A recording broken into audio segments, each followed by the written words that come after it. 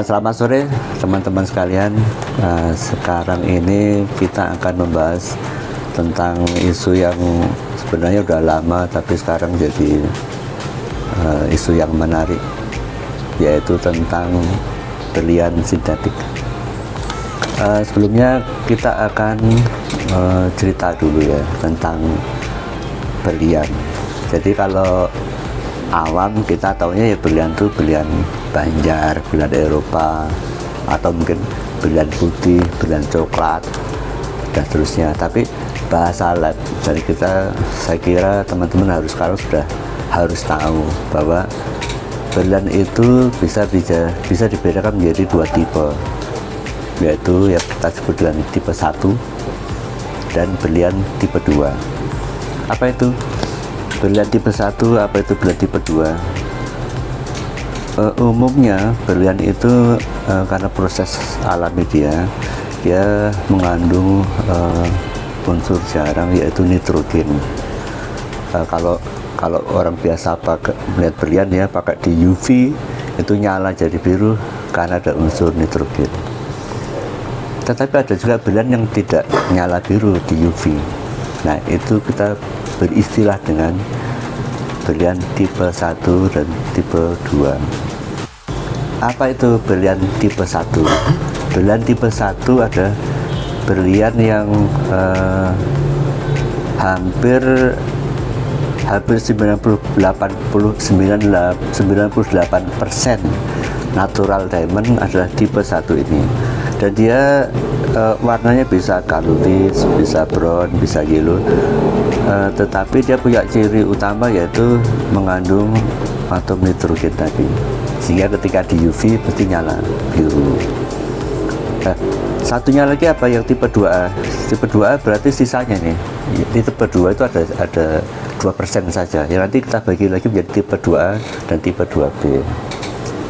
Tipe 2 adalah berlian yang sedikit sekali mengandung nitrogen, bahkan hampir tidak terdetek dengan UV yang biasa. Nah, sehingga tipe yang ini yang kita harus hati-hati, karena orang biasa pakai UV begitu nyala berlian, begitu tidak nyala baru dikeker, gitu kan ya. Nah, tipe 2 dibagi 2A dan 2B. Tipe 2 tadi ada dua macam ya, tipe 2A dan tipe 2B. 2A colorless, near colorless to colorless. 2B itu yang berwarna, bisa yellow, bisa brown, bisa pink, bisa orange. Tetapi yang unik karena dia less mengandung sedikit sekali nitrogen, dia tidak bereaksi terhadap UV, kecuali UV yang peka. Jadi kebanyakan synthetic diamond atau sekarang CVD ya, itu tidak bereaksi terhadap UV. Jadi dia tipe 2A, mirip dengan tipe 2A dan colorless ya. Kalau tipe 2B kan yang berwarna. Ada tipe 2A itu yang colorless, near colorless to colorless, itu tipe 2A. Kebanyakan seperti itu. Dia hanya mengandung unsur boron dan tidak bereaksi terhadap UV. Semua CVD itu tipe 2A, mirip dengan tipe 2A, identik dengan tipe 2A. Sehingga kita perlu alat yang bisa membedakan dari tipe 1 atau tipe 2. Biasanya gitu ya. Kalau pakai tipe 1 dia bereaksi terhadap UV atau menyerap UV. Kalau tipe 2 tidak bereaksi terhadap UV atau tidak menyerap, atau kecil sekali menyerap UV-nya, karena dia sedikit sekali mengandung nitrogen. Nah, alat yang bisa memisahkan antara tipe 1 dan tipe 2 itulah disebut dengan diamond screener, yang tujuannya membedakan sintetik dengan natural. Yang tujuannya membedakan adalah tipe 1 dan tipe 2A. Ketika alat ini digunakan, dia hanya bisa mengatakan ini adalah tipe 2A. Bisa natural, bisa sintetik. Nah, teman-teman, ada salah satu alat yang digunakan dan saya kira itu recommended juga alatnya, yaitu alat diamond screener yang portable. Jadi teman-teman bisa pakai alat itu, dan harganya mungkin kisaran sampai Indo sekitar 16 juta atau katakanlah paling mahalnya 18 juta. Nah itu yang saya gunakan itu adalah merek Presidium Synthetic Diamond Screener. Nah ini alatnya. Kita akan peragakan bagaimana cara menggunakan alatnya itu. Nah ini salah satu contoh diamond screener yang dikeluarkan oleh Presidium. Jadi ini perusahaan yang khusus memproduksi gems tool, dan dia menggunakan alat yang dia sebut dengan synthetic diamond screener. Di sini teman-teman bisa lihat ya bahwa ini ada lampu untuk jika dia berliannya natural diamond, dia akan nyala di sini, dan jika dia tipe 2A dia akan nyala di sini. Oke, nah kita akan tes bagaimana alat ini bekerja. Nah ini adalah satu contoh ya, mungkin sudah kelihatan ya teman ya. Ini saya ambil contoh yang sudah fix, yang gede-gede ini adalah CVD, dan ini juga CVD dan ini juga CVD. Ini sudah fix CVD. Yang ini ada yang natural diamond. Nah nanti di alat ini reaksinya seperti apa? Oke, kita coba ya. Kita coba nyalain dulu ya. Dia masih blink, sedang menyiapkan. Oke, sudah siap, berarti ini sudah ready, sudah nyala. Kita coba dulu yang kita sudah tahu bahwa dia adalah CVD. Coba di reaksinya ntar bagaimana nih. Oke, pesan alatnya face down, jadi yang tabelnya di bawah, pas ke sip.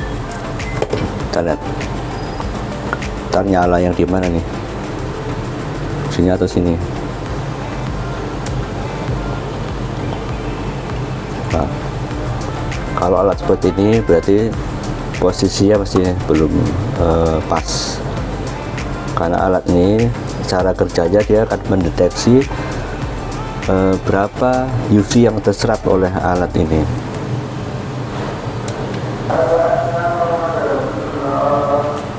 Nah dia nyala di merah ini, yang berarti dia tipe 2A diamond atau berlian tipe 2A. Kita masih suspek bahwa dia adalah sintetik, tapi ini juga bisa natural tipe 2A. Yang kita tahu natural tipe 2A itu sangat jarang, hanya 2% dari yang beredar di natural diamond. Oke, dengan adanya ini maka tindakan kita selanjutnya dengan menggunakan alat seperti ini harus need further test, memerlukan tes yang lebih lanjut, tentunya dengan alat yang advance atau dengan melihat ciri sintetik, ciri inklusinya maksud saya. Oke, kita berhenti sampai dengan alat ini saja. Kita coba sekarang untuk yang contoh jika natural diamond atau berlian tipe 1. Oke, kita ganti kan yang sudah kita suspek sebagai CVD, atau kita belinya CVD gitu aja ya. Terus ini yang natural. Lihat apa yang terjadi jika pada berlian yang natural. Nah dia nyala ke sini, maka ini dipastikan dia ada tipe 1A, tipe 1 tipe 1. Kalau tipe 1 dia pasti natural, karena CVD hanya produksi untuk tipe 2A. Oke, ya ini yang berarti dari sini kita bisa melihat atau mungkin kita bertanya gini, kenapa kalau yang tipe 1 dia ke sini nyalanya, kalau tipe 2A ke yang merah? Nah ini berkaitan dengan kemampuan berlian itu menyerap nitrogen yang menyebabkan reaksi terhadap UV. Nah begitulah teman-teman kesimpulannya tentang berlian natural dan berlian sintetik. Jadi natural berlian yang beredar banyak adalah yang tipe 1, sedangkan yang tipe 2 terbagi atas 2A dan 2B itu hanya 2% dari berlian yang beredar atau yang ditemukan, dan dari 2% itu hanya yang tipe 2A yang sering disebut dengan sintetik CVD itu yang karakternya mirip dengan tipe 2A, sehingga penggunaan alat diamond scanner untuk saat ini sudah cukup untuk membedakan di lapangan.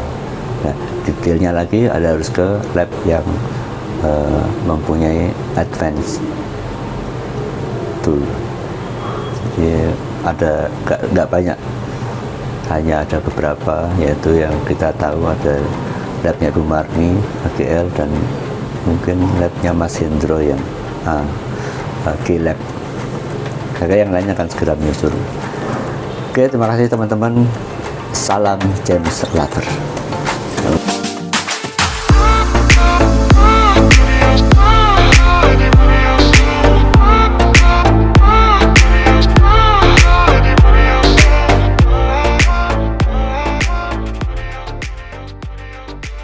Terima kasih untuk pertanyaannya, itu bagus tuh pertanyaannya itu.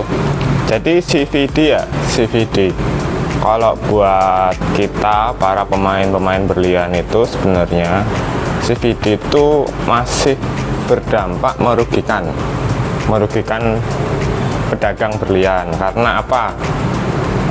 Masyarakat itu yang pada umumnya masih belum bisa membedakan antara CVD dengan berlian.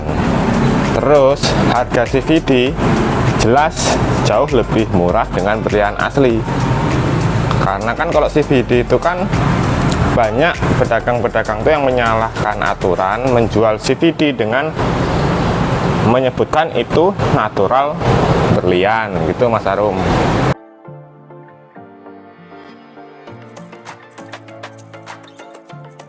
Kalau tips itu mungkin lebih gampangnya ya lab ya, tapi kan kalau kita orang umum, pertama melihat tuh dari segi kilonya jelas beda.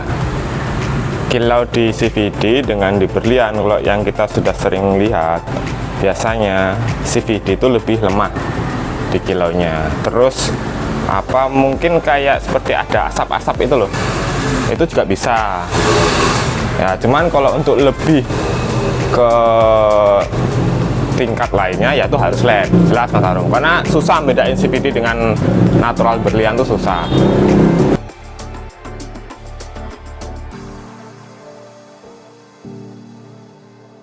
Kalau untuk pembeli biar tidak tertipu, jelas pertama belilah ke seller-seller yang sudah rekomen, sudah ada tokonya, pertama itu. Yang kedua ya dia sudah berjualan lama, kredibilitasnya sudah kelihatan. Ya yang paling lebih ini lagi, mending minimal ya kita beli berlian dengan harga di atas 5 juta, masa nggak ada labnya tuh Mas Arum?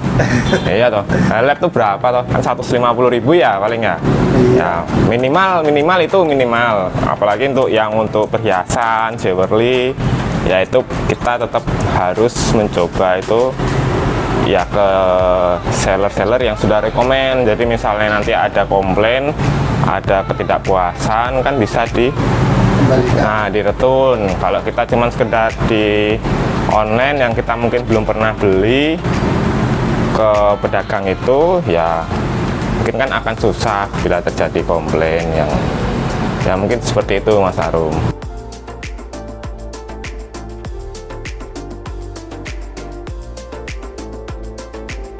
Ya, kalau untuk banyak beredarnya CVD kan berarti kita dituntut untuk lebih cermat lagi dalam memilah barang, beli barang, dan menjual barang, gitu aja.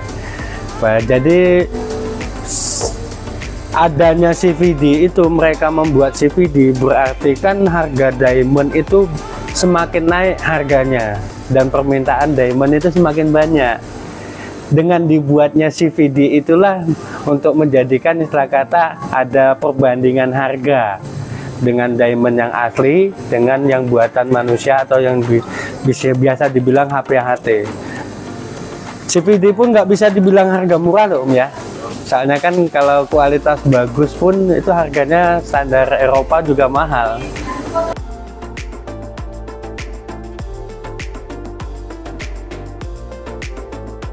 Ya pertama sih kita cek dari istilah kata RI-nya kan udah beda sendiri, laser kita bilang ya. Secara laser dan cuttingan berlian itu dengan yang CVD memang hampir sama, tapi kalau CVD itu rata-rata terlalu sempurna, perfect banget, dan warnanya itu juga kilaunya itu sempurna lah. Rata-rata kalau CVD itu malah udah masuknya grade quality yang paling bagus.